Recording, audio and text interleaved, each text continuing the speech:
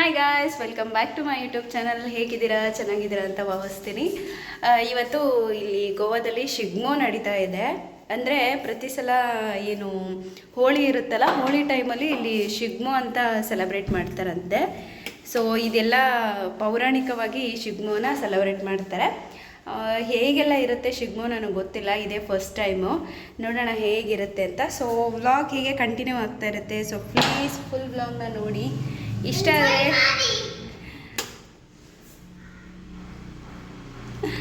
Full ಬ್ಲಾಗ್ನ ನೋಡಿ. ಇಷ್ಟ ಆದರೆ ಲೈಕ್, ಶೇರ್, ಕಮೆಂಟ್ ಜೊತೆ ನನ್ನ ಚಾನಲ್ನ ಸಬ್ಸ್ಕ್ರೈಬ್ ಮಾಡಿಕೊಂಡು ಸಪೋರ್ಟ್ ಮಾಡಿ.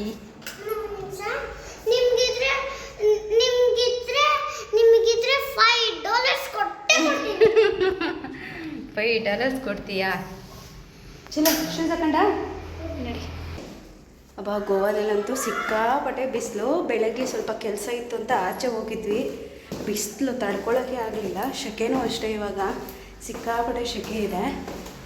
ಹತ್ತು ಶೂ ಬರೀ ಉಲ್ಟಾ ಹಾಕೋ. ಹತ್ತು ಸ್ಟಾರ್ಟ್ ಆಗಿದೆ. ಹತ್ತು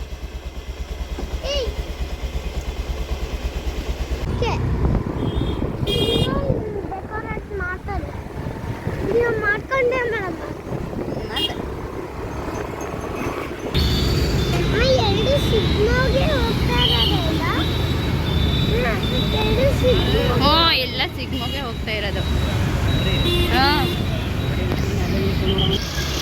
ಗಾಡಿ ಪಾರ್ಕಿಂಗ್ ಸಮಸ್ಯೆ. ಸೊ ಸೆಲೆಬ್ರೇಷನ್ ಇರೋದ್ರಿಂದ ನೋಡಿ ಅಲ್ಲೆಲ್ಲ ಫುಲ್ಲು ಗಾಡಿಗಳು ನಿಂತ್ಕೊಂಡಿದೆ. ಇಲ್ಲಿ ನೋಡಿ ಯಾವ ರೀತಿಯಾಗಿ ಟ್ರೆಡಿಷ್ನಲ್ ಆಗಿ ರೆಡಿಯಾಗಿದ್ದಾರೆ. ಸೊ ಇವರೆಲ್ಲ ಸಿಗ್ಮೋದಲ್ಲಿ ಪರ್ಫಾರ್ಮೆನ್ಸ್ ಮಾಡ್ತಾರಂತೆ, ಹಾಗಾಗಿ ರೆಡಿಯಾಗಿದ್ದಾರೆ.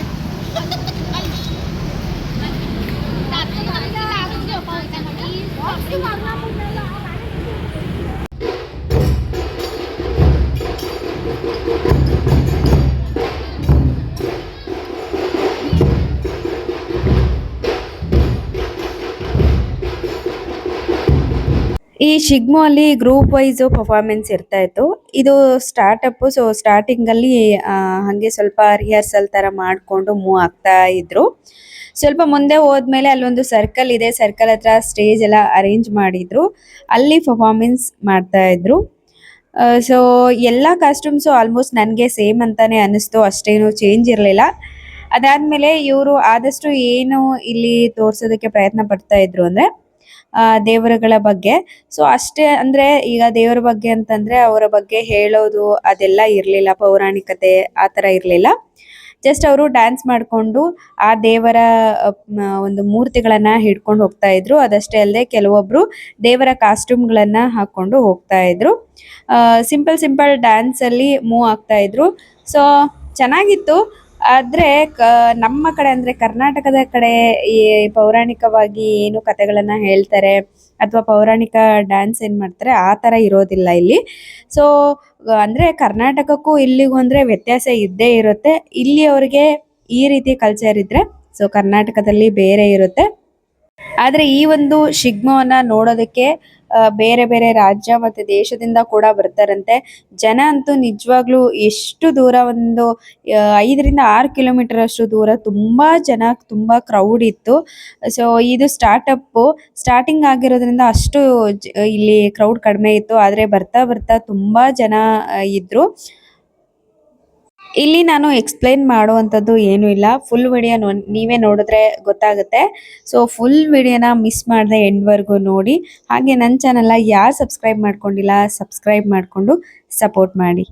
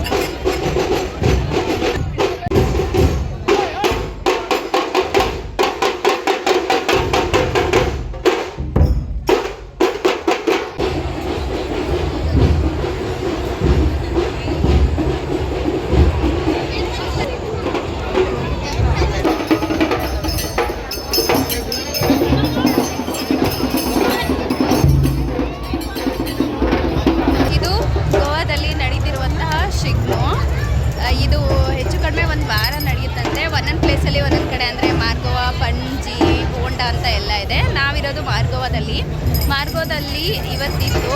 ಸೊ ನಾವು ಸ್ಟಾರ್ಟಿಂಗಿಂದ ನಾನು ವಿಡಿಯೋದಲ್ಲಿ ಏನು ತೋರಿಸಿದ್ದೀನಲ್ವ, ಸೊ ಅಲ್ಲಿ ಎಂಡ್ ಆಗುತ್ತೆ. ಅಲ್ಲಿ ಮೇನ್ದು ಸ್ಟೇಜ್ ಥರ ಎಲ್ಲ ಹಾಕಿ ಅಲ್ಲಿ ಪರ್ಫಾರ್ಮೆನ್ಸ್ ಮಾಡ್ತಾರೆ. ಇಲ್ಲೆಲ್ಲ ಸ್ಟಾರ್ಟಪ್ಪು ಇಲ್ಲಿಂದ ಹೋಗ್ತಾ ಇರುತ್ತೆ, ಒಂದೊಂದು ಗ್ರೂಪ್ ಅವ್ರು ಹೋಗ್ತಾ ಇರ್ತಾರೆ.